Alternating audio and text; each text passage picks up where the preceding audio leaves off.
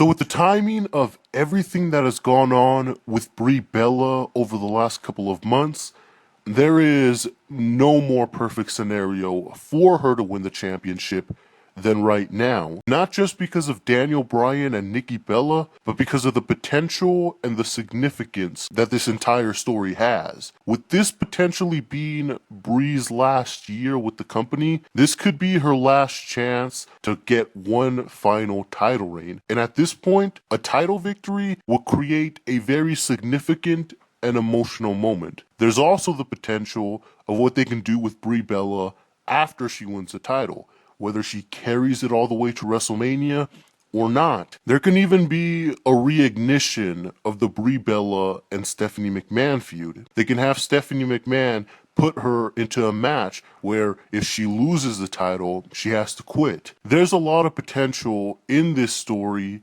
heading into the road to WrestleMania, and it would be stupid for WWE not to capitalize on it. Because what happens if they don't give Brie the title? Nothing. All the potential that this storyline has is flushed down the drain. Now the crutch excuse that people will use is that, oh, this will get Charlotte major heat. But she won't. Because Charlotte's just going to move on like nothing ever happened to a completely unrelated feud, which is going to diminish any heat that she would have gotten off of this feud, because they'll just treat it like it didn't even matter, while Brie will probably just disappear off TV, taking all the momentum and the potential of this storyline with her, just so they can do a feud that they could really honestly do any other time besides now. What we have seen before is that losing the title can often give the heel even more of an edge because it forces them to become more intense, more angry, more hungry. You know what heel used their losses to help ramp up their character? Ric Flair. Case in point. So even losing the title would give Charlotte even more fuel as a heel than she would by just being able to brag about beating somebody else. And I'm sure the arguments against Brie winning the title is because she's Brie. That's literally the only argument. It's not even that they don't want her to get in the way of a classic NXT triple threat at WrestleMania, because if Paige was randomly inserted into that match at the last minute without any kind of story, they wouldn't have any problem with that, because it's Paige. That's their mindset. They don't think by logic, they think by who they like and who they don't like. And this is a perfect example of that. Brie has the perfect storyline going on right now, but they don't want WWE to capitalize on it for no other reason than because they don't like her. It goes without saying that this would be an entirely different argument if it was anybody else but Brie in that spot, and those same people would be begging WWE to capitalize on it. I could cite a lot of examples like Cody Rhodes from last year, but I think you get the point. This is the kind of story that they can't just drop. They can't just have Brie lose and have that be it. This is the kind of story that needs a happy ending for Brie, because if she loses, then what does that do? Who does that benefit? Especially when it's just going to be treated like a footnote in the next feud. They've dropped the ball way too many times with Brie over the last couple of years. They have to take advantage with this one because it'll be the last time that they can. I will say though that if Brie isn't going to win the title, then what they have to do is they have to have a Brie versus Stephanie rematch at WrestleMania, and Brie needs to win and go out on top. From Anthony Keith: if AJ Lee was really passionate about wrestling, why doesn't she go to another company? Because she's not passionate about wrestling anymore. It's ironic how her entire career was based off the illusion that wrestling was her entire life, that she resented divas who try to become reality stars and failed actresses. But where is she now? She's in Madden commercials. She's in indie movies. She's starting her own clothing line. I'll tell you what she's not doing, and that's anything involving wrestling. People can make whatever excuse they want to defend her from quitting WWE, but the fact is, if she cared as much about wrestling as she said she did, which she said was a lot, she would still be a part of wrestling in some way. Yet, while she's over there doing puppet shows for Madden, Eva Marie, the girl that only cares about being famous, is training every day at the Performance Center. Forget everything that you know about AJ or Eva Marie or anything else. Look at those two situations on paper.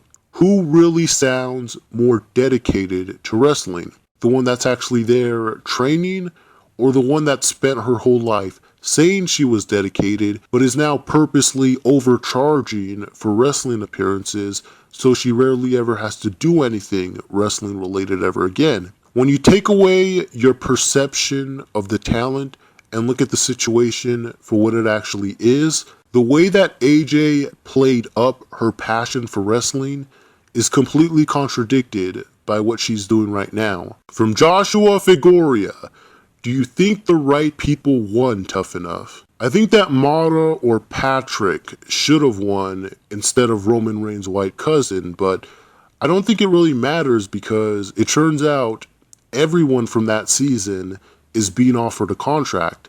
I guess that's their way to make up for how big of a failure that Tough Enough has always been. If they can make everyone from this season a star, then they can use that to brag about it in any future seasons that they do. Do you think Sara Lee could make it as a WWE diva? The more I saw of her on Tough Enough, the more I started to question how much actual ability she really has to be able to become a wrestler.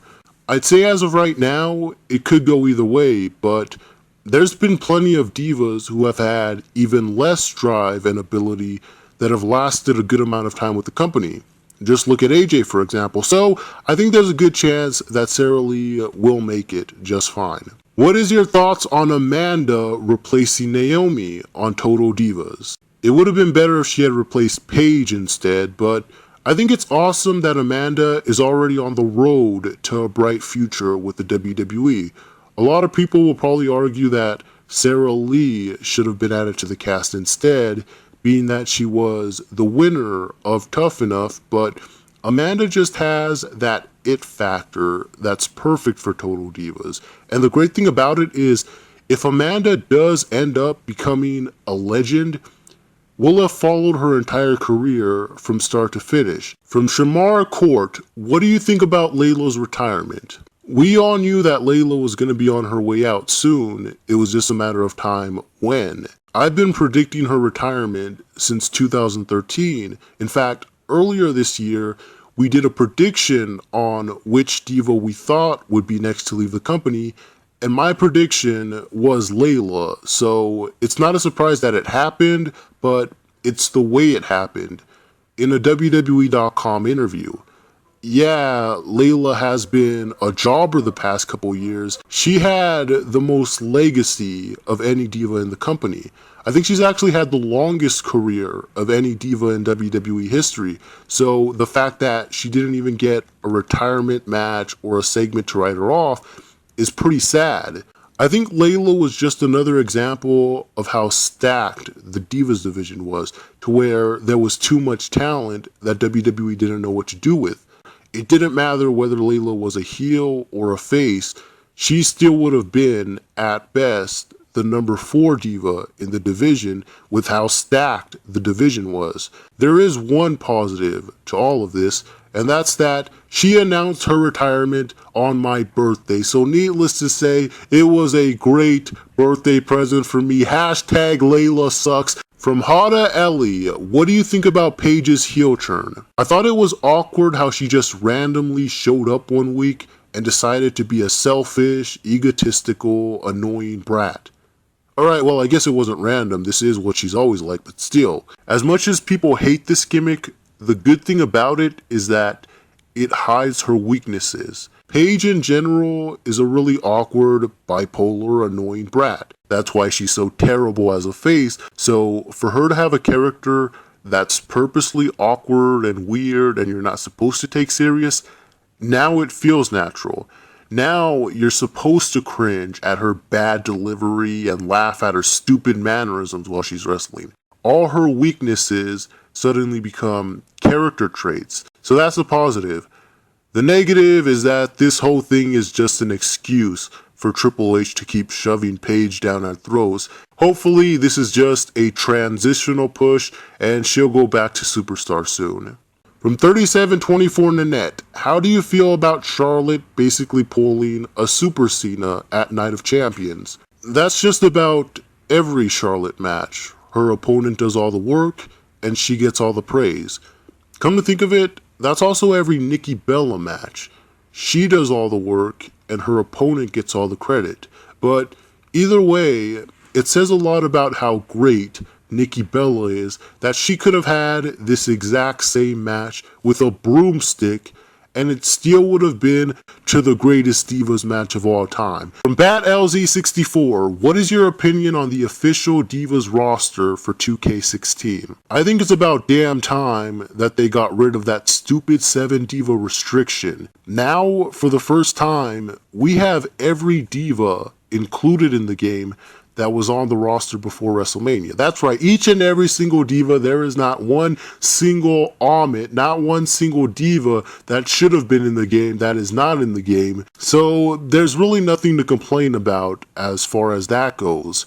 Although, I still don't understand why none of the NXT Divas were included in the game. It's not like they just debuted in July. Most of them have been on NXT from the very beginning. And considering this game has an NXT roster, there's no reason why they couldn't have been included. I mean, they had time to include guys like Kevin Steen and Samoa Joe, 2 guys that just debuted this year. They had time to include Mikey Whipwreck, a random jobber that nobody asked for, that's never been on any video game ever, but they couldn't include Bayley or Sasha Banks, who have been on NXT since 2012, I have a hard time buying that. But that just about does it for this week. I want to add one final thing. Make sure to leave any questions about anything recent in the comments below, and they will be answered in the very next Q&A. Now I want to talk about our schedule because we've been really inconsistent when it comes to uploading videos, but that's about to change. From now on, you can expect a new video from our channel every Tuesday and Saturday night. We're going to be alternating between series. One week you'll get a Diva Q&A, another week you'll get MTO Vision, another week you'll get a Raw review. Occasionally, there may even be a Thursday video, depending on the feedback. There may even be TNA reviews every once in a while if there's a demand for it. Anyway, this has been MTO with the MTO More Reviews, saying yada yada yada, blah blah blah. Reload!